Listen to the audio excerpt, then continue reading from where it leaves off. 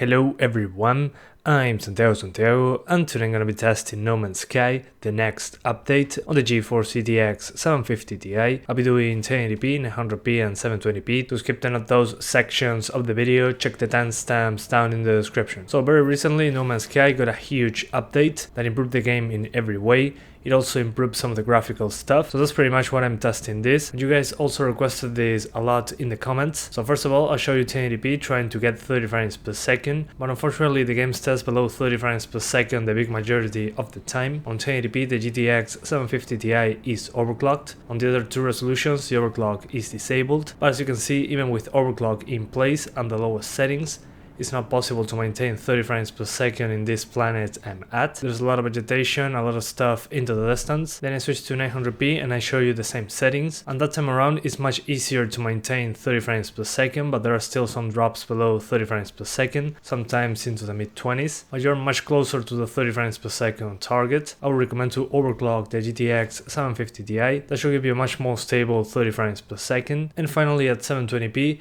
I was able to be over 30 frames per second pretty much all the time, with shadows and textures on medium, anti-aliasing on TAA, and the rest just on the minimum. So my recommendations here, once again, is to use 900p low settings with the card overclocked, or just play at 720p and you'll be easily over 30 frames per second. And unfortunately in the options menu, there are not a huge amount of options that make a big difference in performance. The biggest one so far was lowering reflection quality. With that one I didn't see a huge difference visually. Then the shadow detail can help, but it wasn't a huge difference. Usually from ultra to medium there is a difference, but from medium to low it was almost the same. And on the anti-aliasing option we have FXAA, TAA low, then TAA standard, and finally TAA plus FXAA. My recommendation here is to use TAA instead of TAA plus FXAA. In my opinion, those two combined didn't look that good on this game. And one thing that I really like that they added was the motion blur amount. So if you like a heavier use of motion blur, you can increase it.